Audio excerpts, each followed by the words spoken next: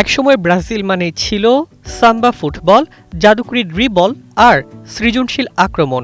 কিন্তু এবার বিশ্বকাপে সেই পরিচয়ের সঙ্গে যুক্ত হয়েছে আরেকটি শক্তিশালী অস্ত্র, কৃত্রিম বুদ্ধিমত্তা বা এআই। মাঠের লড়াইয়ের পাশাপাশি প্রযুক্তির যুদ্ধেও এগিয়ে থাকতে চায় 5 বারের বিশ্ব চ্যাম্পিয়নরা। তাই drone, GPS, touch screen, 3D বিশ্লেষণ থেকে শুরু করে অত্যাধুনিক এআই টুল সবকিছু নিয়েই তৈরি হচ্ছে ব্রাজিলের বিশ্বকাপ মিশন। কোচ কার্লো আনচেলত্তিকে এখনও টেকটিক্যাল বোর্ড হাতে দেখা গেলেও পর্দার আড়ালে চলছে এক হাইটেক প্রস্তুতি। প্রতিটি অনুশীলন ড্রোনে ধারণ করা হচ্ছে। এরপর সেই ভিডিও বিশ্লেষণ করে ফুটবলারদের অবস্থান, দৌড়, শরীরের ভারসাম্য এবং কৌশলগত ভুল খুঁজে বের করছেন কোচিং স্টাফ। নগদ নিয়ে এলো হার না মানা হার অফার। সর্বনিম্ন 10,000 টাকা রেমিটেন্স নগদে পাঠালে থাকছে স্বর্ণের হার জেতার সুযোগ।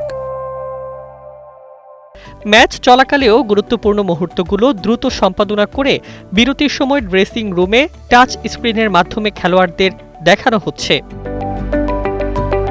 সবচেয়ে বড় চমক অবশ্য এআই। ব্রাজিল একসঙ্গে দুটি এআই ভিত্তিক বিশ্লেষণ ব্যবস্থা ব্যবহার করছে। একটি ফিফার, অন্যটি ব্রাজিলিয়ান ফুটবল কনফেডারেশনের প্রযুক্তি অংশীদারের।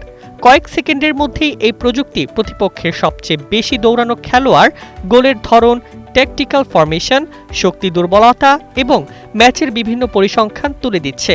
আগে যেখানে এসব তথ্য সংগ্রহে ঘন্টার পর ঘন্টা লাগত, এখন একটি নির্দেশনাতেই পাওয়া যাচ্ছে পুরো বিশ্লেষণ।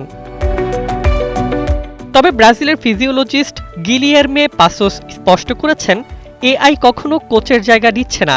প্রযুক্তি শুধু সিদ্ধান্ত গ্রহণকে আরও দ্রুত ও সহজ করছে। চূড়ান্ত সিদ্ধান্ত নিচ্ছেন কোচ ও বিশ্লেষকরা।